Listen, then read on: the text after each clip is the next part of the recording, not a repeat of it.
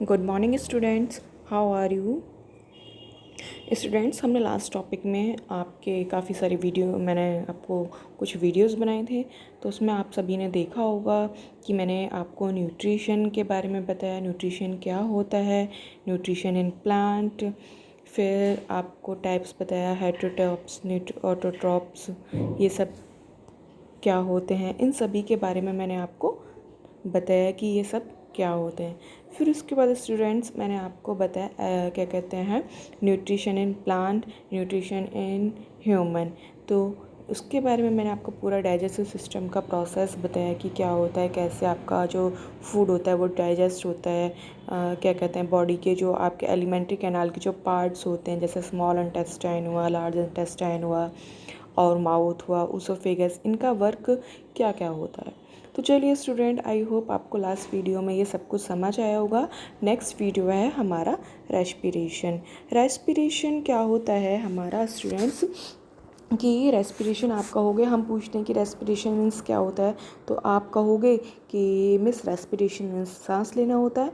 तो बेटा बच्चों स्टूडेंट्स, आपका रेस्पिरेशन में केवल सांस लेना ही शामिल नहीं होता है। तो चलिए आज हम डिस्कशन करते हैं रेस्पिरेशन पे कि रेस्पिरेशन क्या है। आइए इस टॉपिक को समझते हैं। रेस्पिरेशन वह प्रोसेस है जिसमें ऑक्सीजन, ग्लूकोज यानी कि हमारा क्या होता है फूड, ठीक है, तो ऑर्गेनिज्म सेल के लिए एनर्जी बनाते हैं। यानी कि इसमें देखो क्या लिखा है, the process in which the cell of an organism obtain energy by combining oxygen and glucose is called respiration. यानी कि वह प्रोसेस जिसमें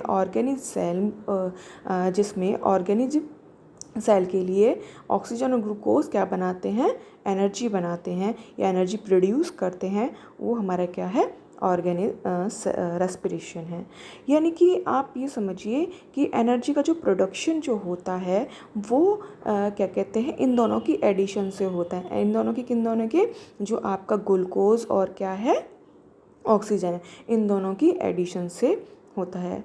और इसमें बच्चों हमारा सांस लेना भी शामिल होता है। अगर हम सांस लेंगे तभी हमारी बॉडी तक क्या है, ऑक्सीजन पहुंच पाएगी। तो स्टूडेंट्स आई होप आपको रेस्पिरेशन का मीन समझ में आया होगा कि रेस्पिरेशन क्या होता है। अब हम स्टूडेंट्स बात करते हैं कि रेस्पिरेशन कितने टाइप्स का होता है, how many types of respiration. There are 2 types of respiration, first aerobic respiration and second anaerobic respiration. तो फर्स्ट हम टॉपिक लेंगे एरोबिक रेस्पिरेशन।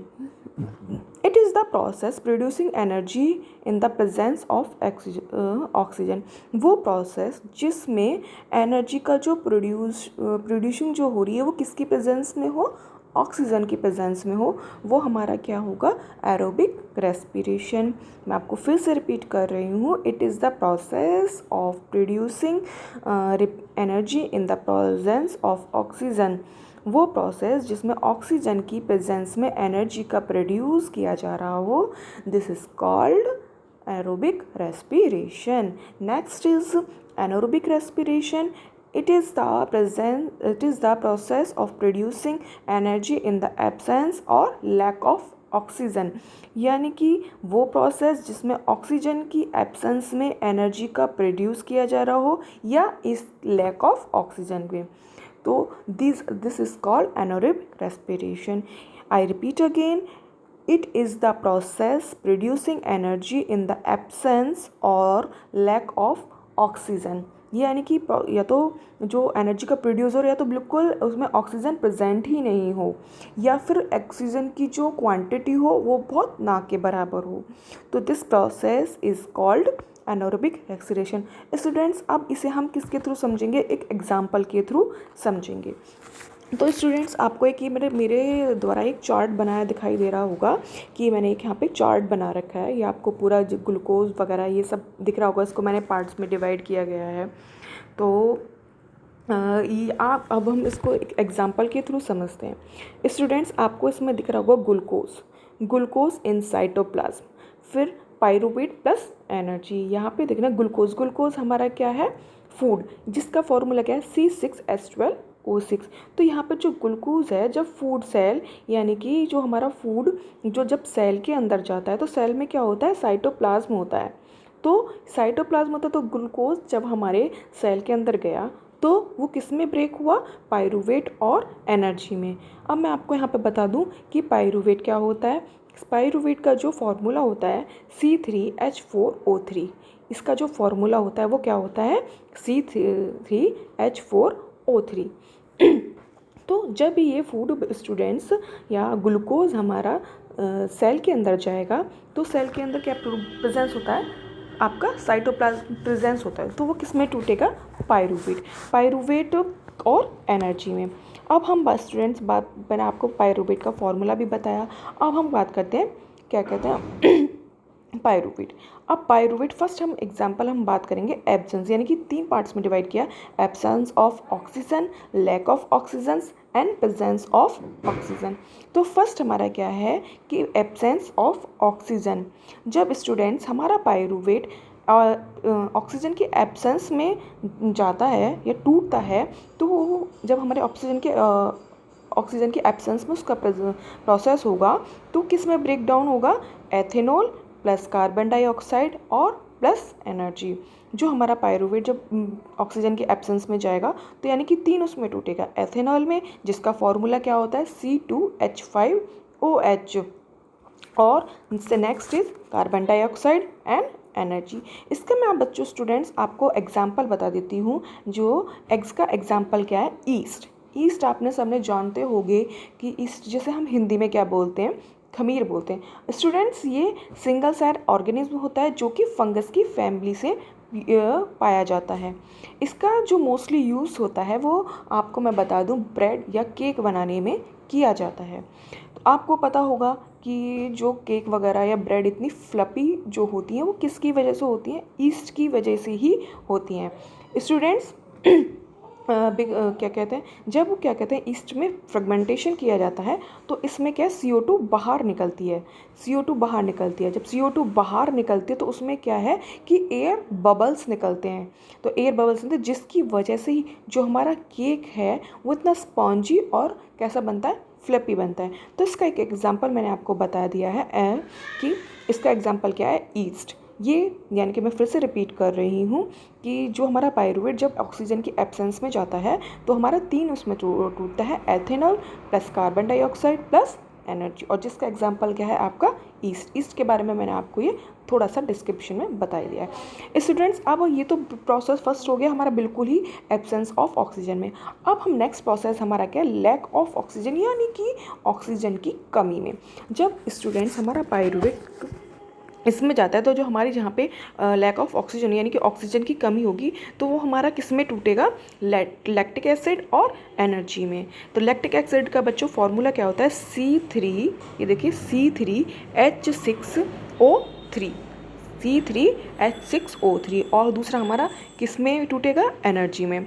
तो इसका एग्जांपल मैं बता देती हूँ स्टूडेंट्स, मसल्स सेल्स की आपको मैं इसको एक एग्जांपल के थ्रू बताती हूँ स्टूडेंट। जब हम कभी भी हार्ड वर्क कर रहे होते हैं तो हार्ड वर्क करते हैं तो हमें बहुत मतलब क्या थकावट भी फील होती है। और आपने देखा होगा जब हम हार्ड वर्क करते हैं तो हम क्या करते हैं, इनहेल और एक्सहेल का प्रोसेस बहुत तेज़ी से करने लगते हैं। क्योंकि जब हम हार्ड वर्क कर रहे होते हैं तो जो हमारी मसल्स जो होती है उसको क्या होता है, ऑक्सीजन की नीड होती है। तो उसमें क्या होता है कि जब हमारे हार्ड वर्क करते हैं